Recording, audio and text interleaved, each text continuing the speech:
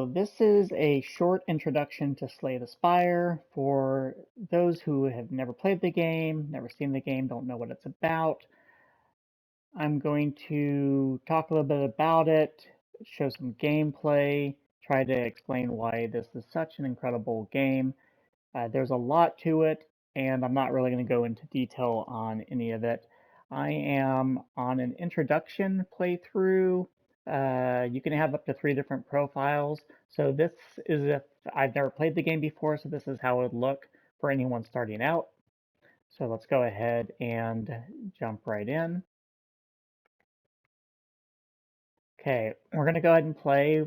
Because it's a new game, we're just going to do a standard playthrough. There are 4 playable characters in this game. As you play through, you can unlock all 4 of them. This is the first one that you get to play, and he has 80 health points, and at the end of combat, he heals 6. So this is a very kind of meaty, tanky type character. You basically have 3 acts in this game, and the goal is to work your way through the act to get to the boss and then beat the boss. If you beat the boss, you get all your health back, and then you get to repeat this process of having to go through and find a route to the boss. And this game has 3 acts in order to beat the game. And if you do some more stuff, you can unlock like a special kind of secret boss, things of that nature. So when you're choosing your route, you basically have these guys down here, which are your normal enemies. You have question marks, which are events. The events can be good, they can be bad, they can be both good and bad. They can also be fights. In addition, you've got merchants, which are the little bags there where you can use your gold to buy skills, buy potions, buy relics. Relics are basically kind of your gear. You have your campfires, which you use to rest and as well as upgrade your cards. You got the little horn guys, which are elites. Those are much, much more difficult fights, but you always get gear and potential for rare cards. And you got your treasure chests, which you get 1 per act, and you just kind of want to try to survive, get to the boss, win. If you win, you get all your health back. So for brand new players, basically, I would suggest try to find a route that's going to give you as many campfires as you can, because at campfires you can rest to heal up, as well as upgrade your cards, and try to avoid elites, because those are hard fights. As you get used to the game and get used to how it goes, then I focus on trying to hit as many elites as possible and campfires. The elites by far is the best bang for your buck. If you can win, you get the best rewards, and it serves you really well for later on in the game. So I'm just going to take a look here. What I'm looking for in this particular playthrough is if I was a new player, so I'm looking for campfires without elites. Let's see here. Well, that's 1 campfire. There's not a lot. 1, 2, 3. Okay, I think I'm going to take this route up here. There is 3 campfires and a merchant. Yeah, so 4 campfires, a merchant, no elite. This makes it pretty straightforward. I'm just going to jump in here to show kind of what the gameplay looks like. I'm not going to spend really any time on the specifics of cards. Basically, you start the game with 10 cards. If you hit your L1, you can see these are the 10 cards that you start. Very simple. You can spend 1 energy to do 6 damage for these strikes. You can spend 1 energy to get 5 block for these defenses. And this is a 2 energy card, does a little bit more damage, and it applies a debuff. And you can see in the bottom left-hand corner, I have 3 out of 3. That's how much energy I have. So essentially, I can spend 3 points per turn. It's important to note L2 in the bottom left-hand corner is at 5. You get each turn you get 5 cards that you draw. So this is what I'm going to be getting next turn. So I'm only going to have 1 defend, and I'm going to have 4 attack cards. So I kind of need to keep that in mind. And so here's the enemy I'm fighting. He's got an 11 with the red sword, which means that he's going to attack me for 11 points of damage. So I have to decide how I want to deal with that. I have these 3 defends here. I can go ahead and defend, spend all 3 of my energy to defend, and that would give me 15 block. which would then mean I don't take any damage. If I do 2 defends, I'll get 10 block, and then he'll do 1 point of damage to me because he's going to hit me for 11. So I have to decide, do I want to do 2 defends and a strike to get a little bit of damage on him. This bash here applies a vulnerable. What that means is that I can do 50% more damage to him for 2 rounds. But let's just play this really simple. We'll play 1 defense, 2 defense. So you can see there I've got 10 block, that little blue shield there. I'm going to hit him for 6 points of damage. There we go. I don't have any more energy left, so we're going to go ahead and end my turn. He will hit me for 11, so I'm going to take 1 point of damage. But it's okay because my special ability for this character is I get 6 health back at the end of every combat, which is this burning blood. Now, he's not attacking me this turn, which is nice. Instead, he's going to add block, and he's also going to buff himself. So very straightforward here. I'm just going to attack him 3 times. 1, 2, 3. That's all I can do. We'll end my turn. So now he's going to give himself a little bit of defense, and he also made himself a little bit stronger.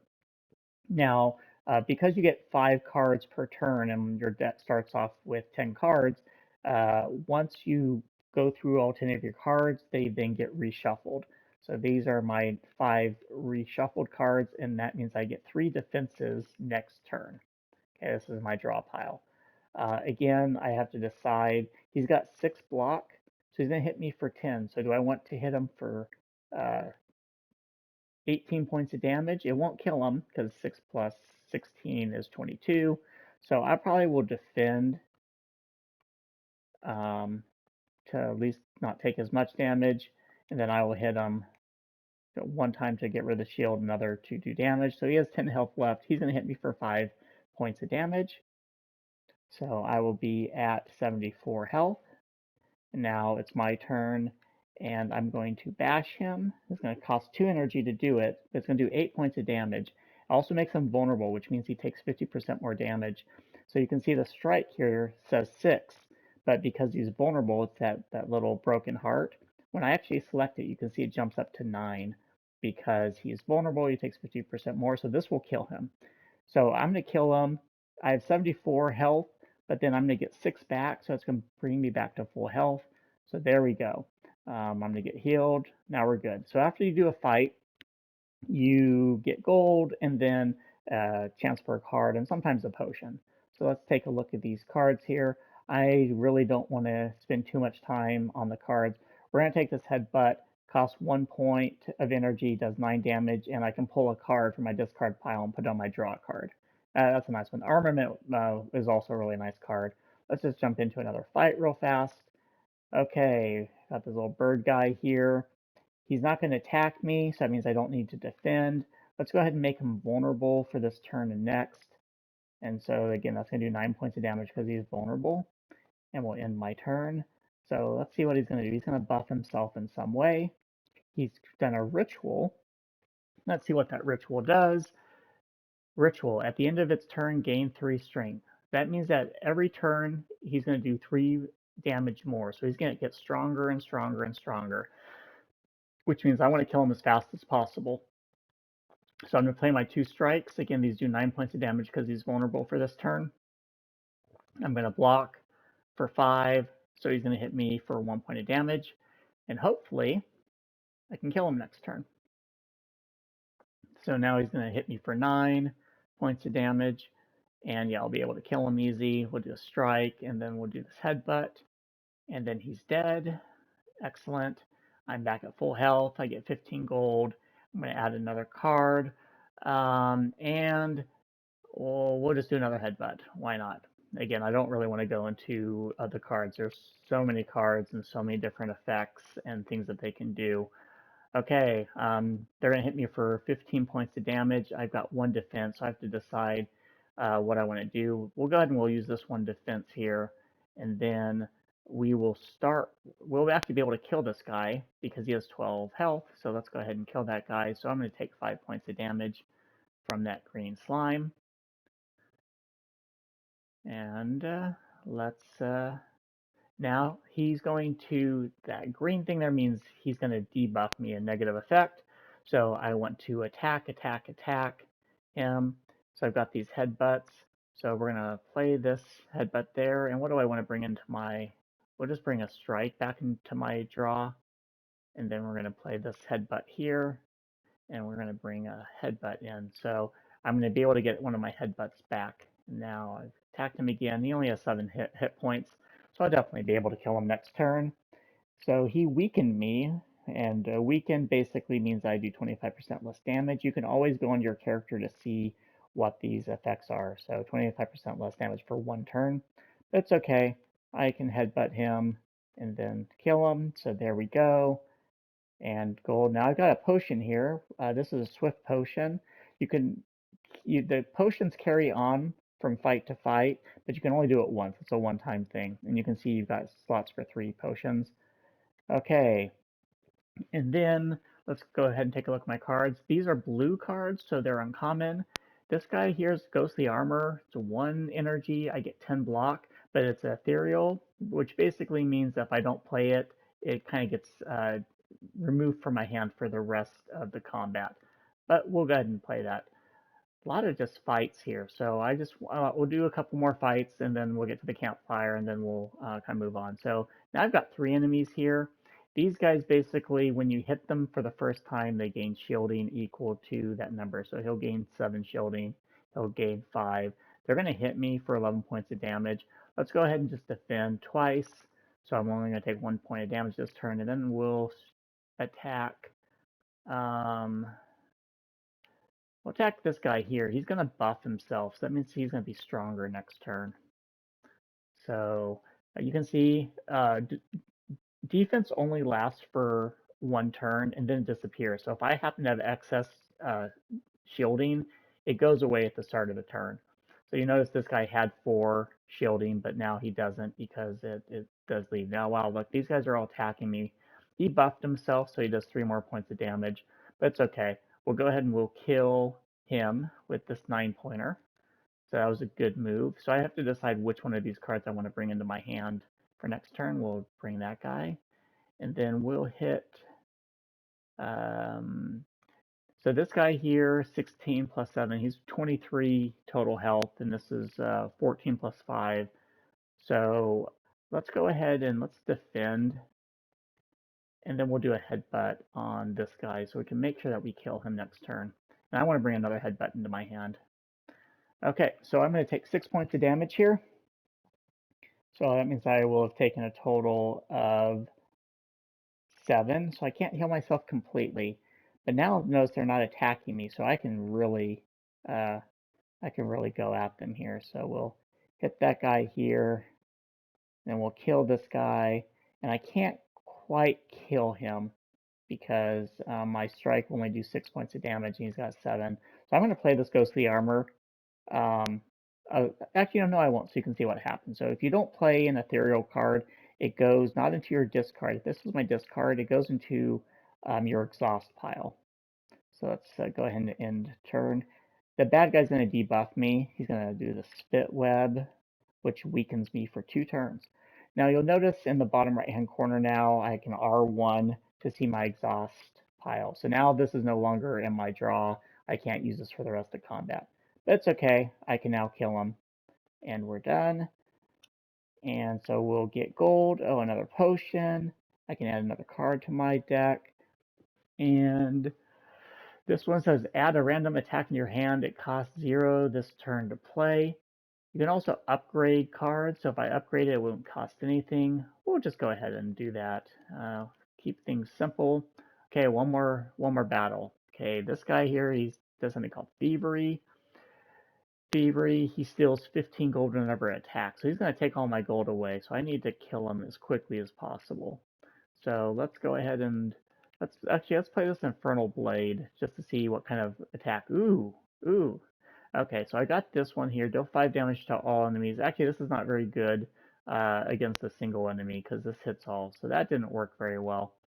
We'll do a headbutt, and then we'll block 5.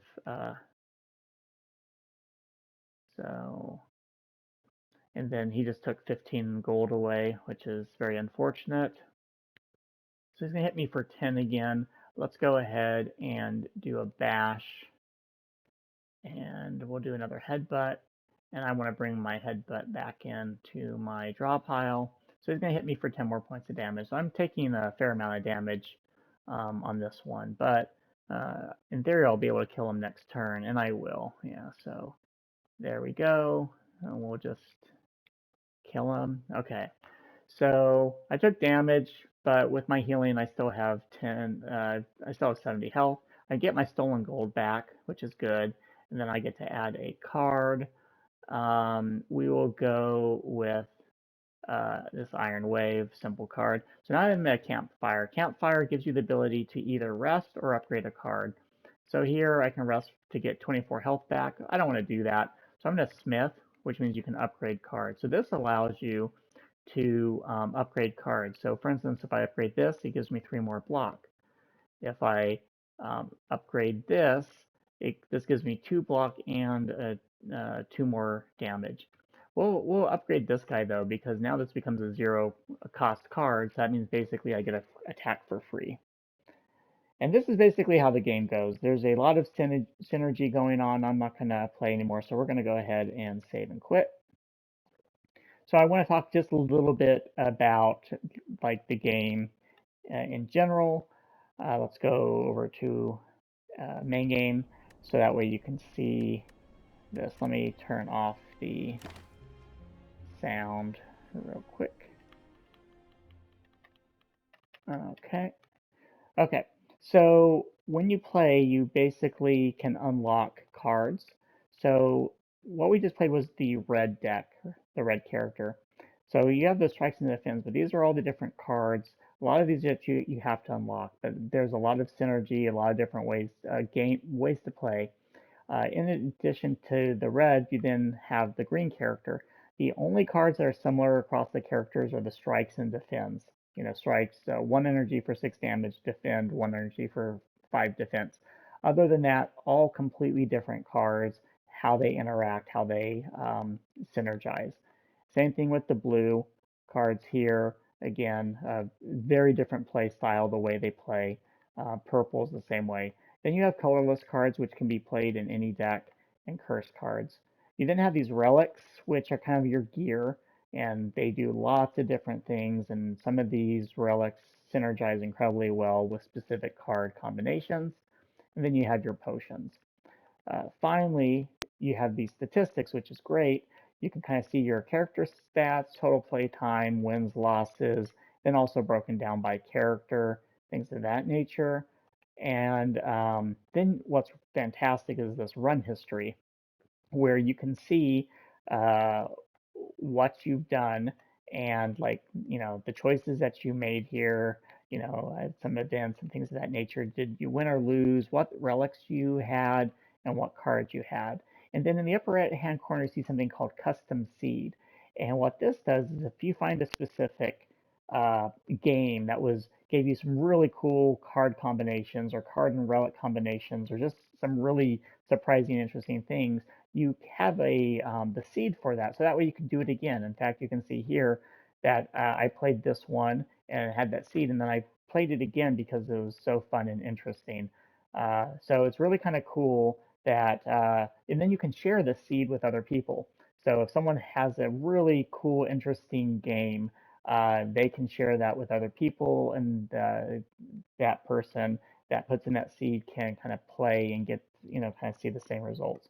So this is a Slay the Spire in a nutshell.